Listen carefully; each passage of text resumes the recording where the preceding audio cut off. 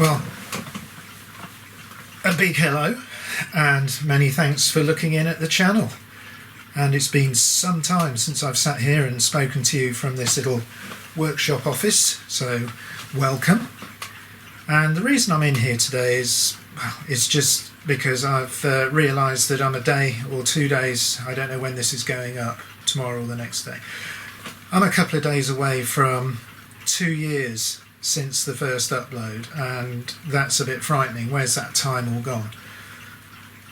But looking back to that day when I put that video up, I never dreamt that so many people would have watched the videos, over 100,000 views and over 800 subscribers. So I'm feeling a bit humbled by that, really, because I never dreamt that just a little bit of lockdown fun with some old items from years ago would grow into something that I enjoy doing and that kind of feels part of my regular leisure time. I really love making these videos and sharing the items I've got with you, and some of the most enjoyable things about the channel are just reading what you all have to say.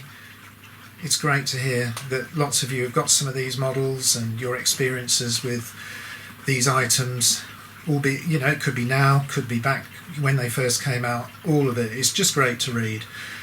So I want to thank all of you for everything you've done to give this channel a bit of encouragement. So I got to thinking what I could do to just carry on. You know, I don't want to stagnate. I think it's great doing the train sets and the Super 4, and please don't think anything's happening to that Super 4 layout. Definitely not. That's going to remain a main focus.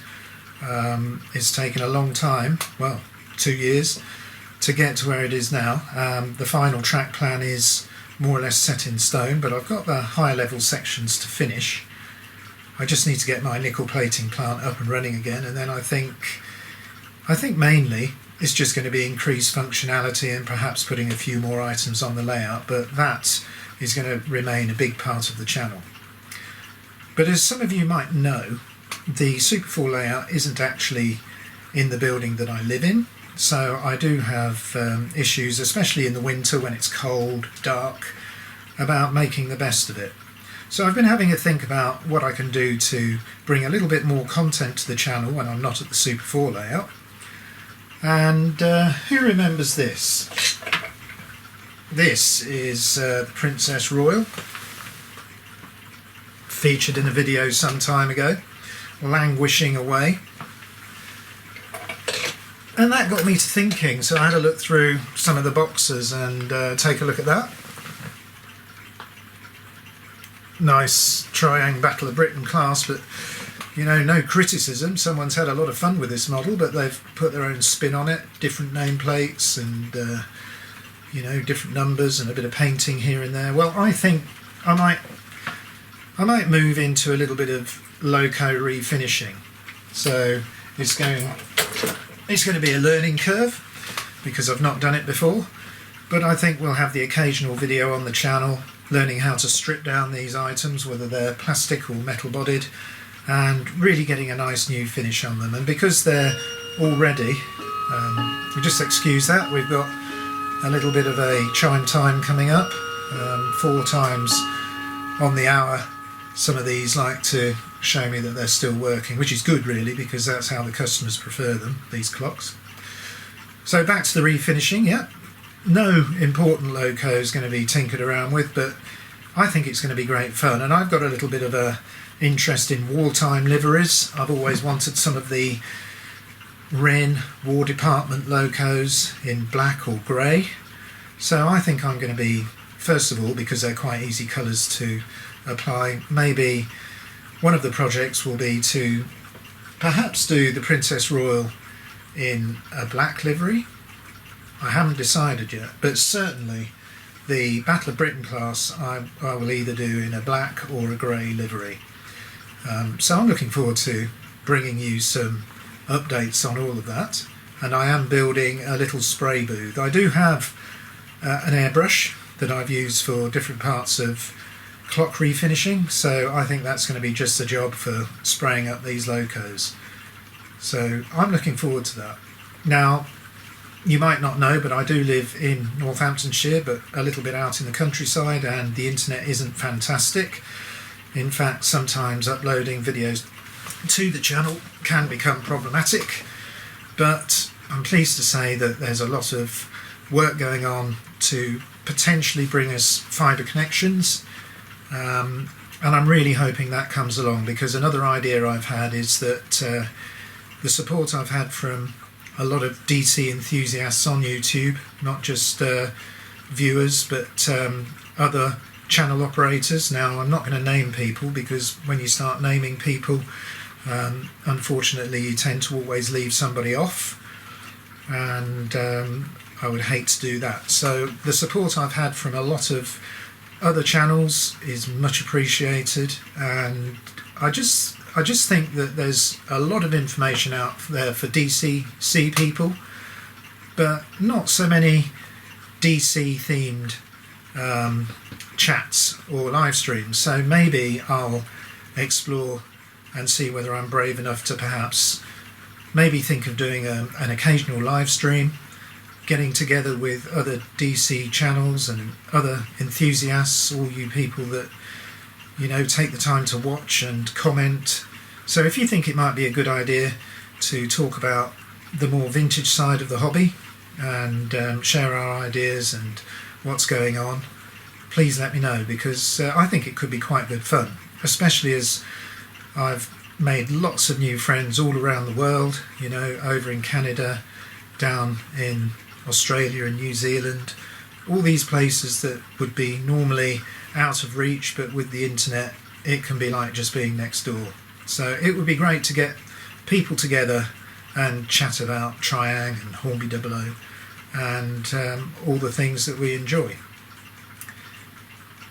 Just a couple of ideas then about taking the channel forward. Now, the last thing that's come to me is I do have a bit of roof space.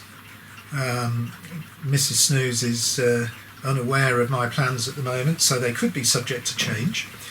But I do have a bit of an idea of something I'd like to do, and the way I'm going to fund it, just to try and make things interesting, is sell either surplus items or things that I've got many duplicates of, or other things I've accumulated over the years of going to antique auctions looking for clock parts, where I've also bought toy train items. So I do have quite a lot of, I wouldn't say I'm a full hoarder, but maybe, as you can see from here, things do get carefully filtered before they eventually get recycled. So the new project, well, I am going to try and share something with you. Now, YouTube does filter things, so whether it's going to reject what I want to show you now, we'll have to wait and see. But I want to take you inside my PC. Sounds kind of interesting, doesn't it? But I'm going to share something with you, and maybe then you'll get an idea of what I want to do as a addition to the Triang Super 4 main layout. Right, well, I've enjoyed chatting away now, but I think I'm going to move to the computer and see whether I can share with you some images that I've been looking at recently. So let's take a look. Okay, well, this is where I get to see whether I can operate my computer. Now, I'm trying to bring you a little bit of history, just for a few minutes, of railways around Northampton. Just at this clock finish. I apologise for noise on the soundtrack. My mouse is a little bit noisy and it clicks and rasps on the table. I don't know whether the camera is going to be picking that up, but I'm sure it will pick up the odd clock striking. But what am I showing you? Well, I've panned right out just to give you a look at the Northampton loop. So where the arrow is now, that's going into Rugby, and then the track splits. So we've got a north, that goes through Longbutby, that's my nearest village. There is still a station there. Then we go past Althorpe Park, there used to be a station there, long gone. And then we come in to Northampton Castle Station. Now I shall be showing that in a bit more detail shortly. Now the faster trains today take this southern part of the Northampton loop. that goes through Weedon and Blisworth. Now that doesn't have any stations anymore, so a bit of a shame really, lots of stations gone. But as you'll see from what I'm going to show you, there's great changes. So what I want to try and do now is let's get in and look at Northampton and take a look at what it would have been like if you'd have travelled into Northampton, possibly between the two world wars. So if you'd have come from London or from the north, you'd have ended up in Castle Station, and that is our main train station. It is still there, and I am briefly going to show you what it looks like, funnily enough, because I can do on this. Just let me, there we go. Oh dear, not great computer skills. Here's the new terminal building and the platforms and the car park. Now, as you can see, if we go back in time where the car park is now, there was a great goods shed, and imagine what that must have looked like. Lots of sidings, lots of junctions, I mean, just incredible really.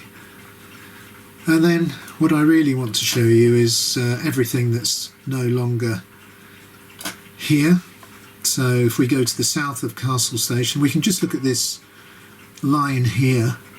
That is actually the main line down to Euston, so that's still very much the same. But everything else has gone. So what did we have? Well, we had a station, Bridge Street Station, on the Northampton and Peterborough branch line, and then we had St John's Station. You'll notice that's a terminus on the Bedford branch, so let me just bring that into view. Northampton and Peterborough branch line and operators, and the Bedford and Northampton branch, sadly all lost to time, but you can just get an idea of what was going on in the heyday of steam around Northampton. Goodness me. So let's take a closer look if possible. Wrong way. So we've got many junctions. Let's have a look at a couple. We've got Hardingstone Junction, Northampton Junction, probably a big signal box somewhere around here in the middle of these junctions somewhere. Lots of operations. And then to the west of Bridge Street Station we've got this locomotive depot. I mean, I bet that's good. I mean, imagine if you were looking at locos as a boy or something, that would have been a busy area to do some train spotting. So yeah, lots and lots going on. And of course what's really interesting is these little spurs that go up into the industrial areas. So there's a gasworks around here, so I guess because town gas was made from coal and stuff, they'd be shipping in wagons of materials. And Globeworks, I don't really know what Globeworks, what that was. I need to research that, but sidings going into these. I mean, if you've got any information about this, I'd love to hear what it is. I mean, I do scour the internet looking for historical information, and sometimes you find some, sometimes you don't. Now, if I travel to the west, there's some really interesting items out of the town. Duston Siding and Hunsbury Hill Ironworks, but this is what interests me. I don't know what this would be. Tramways. So there's some little lines and sidings, and they seem to merge in with the normal railway, but they're just indicated as tramways, and they one there to a quarry. I don't know what would be here, so whether they're just for moving materials around between sites, I don't know, but it's interesting that they merge onto the actual railway. So why am I showing you this? Well, I guess in the first segment of the video I did mention that it might be nice to try something new. Now, I will reiterate, nothing's going to happen to that Super 4 layout other than continual development. I've invested a lot of time into it, and I just want to make it better and more fun to operate, so it's going to be a great feature that in no way is going to be sidelined. It's just going to be developed and used. But I just think in the interests of maintaining you know, something new on the channel, that maybe in time, and subject to the agreement of Mrs. Snooze, that I could perhaps build a representation of the railways around my hometown of Northampton. So I think it would be difficult to do it to scale, but I do have quite a large loft space, and it might be possible if I were to build something that went around a periphery, that I could incorporate most of the features of the 3 stations in Northampton, some of these goods yards, locomotive depot, and then maybe rather than the main line, I could loop the main line around to go back into the top of the station. So if I wanted to run some passenger services, I could do. And I don't know, please don't think I'm trying to get away from DC, because nothing could be further from the truth. I'm still enjoying developing repair techniques and pushing DC to its limit, but I really think that it would be great to have a finger perhaps in another pie and experience what a lot of you modelers have with your DCC. And I just think this type of layout, it could be a great way of learning the new technology and running some interesting locomotives around all these depots and yards. Something to think about, I know. And the other thing, of course, is that this would be the sort of thing that would benefit from scenery and buildings and lots of skills that I've yet to develop. So it'll be really interesting to get your feedback on this, as well as some of the other ideas, either the streaming or the loco refinishing. I just think that to keep the channel fresh and keep everybody interested, it's great to be able to show some other sides of model railways and modelling, and share the progress, and whether there's happiness or disappointments along the way. It's great to film it and see how things develop. But just finding this old map got me very interested in the history of my hometown, and particularly all the excitement there must have been on the railways in the heyday. And of course anybody who was travelling around this area now, if I show you, you'd have very little idea of what went on in this area regarding railways. I mean, you can see the remnants of the Peterborough line along here, and the remnants of that going up to Castle Station. There's still, through this industrial estate, there's still possibly the old track bed.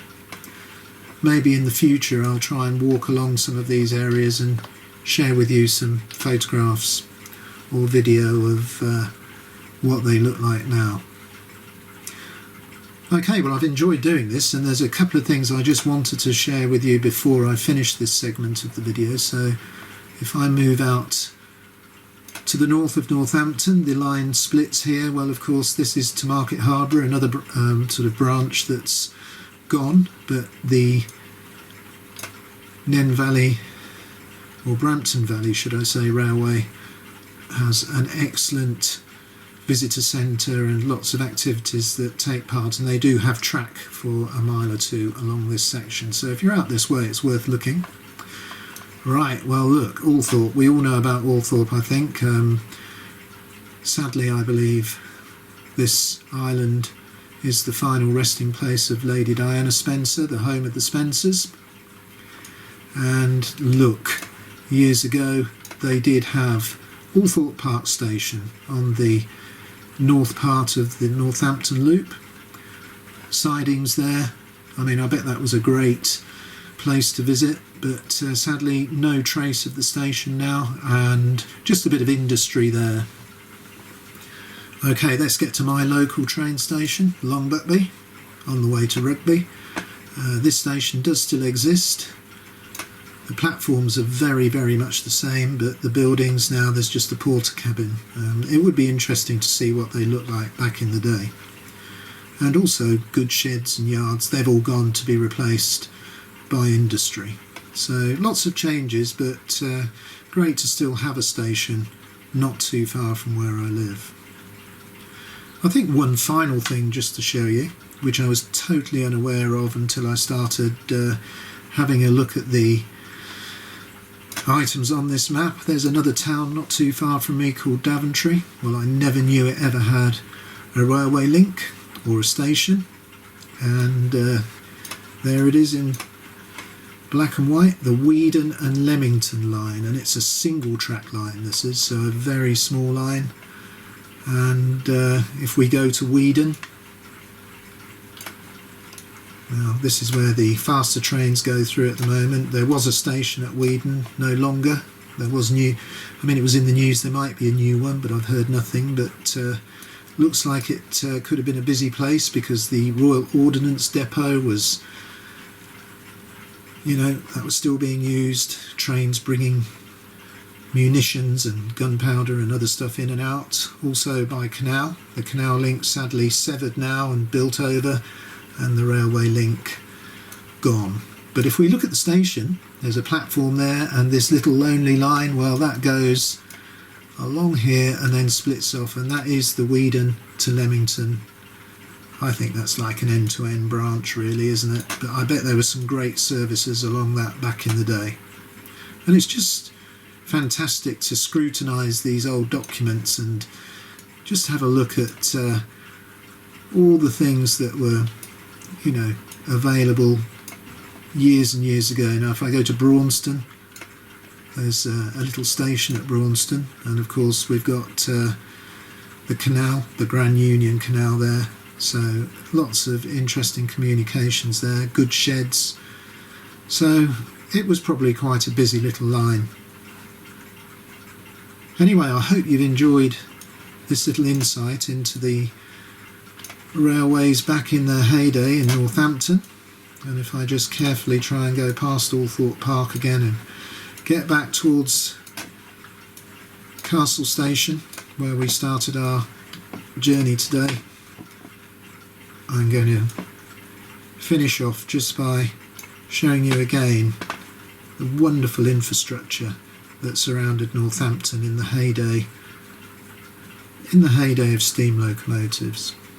Well, I'm looking forward to hearing anything you've got to say about what I've mentioned in the videos, about possibilities for bringing new things to the channel, whether you'd be interested ever in participating in live stream action talking about vintage model railways, and whether loco refinishing also might be of interest. Now if anyone has any other details or things that I don't know about this, I'd love to hear, because it's just excellent to think of these old railway depots and sheds.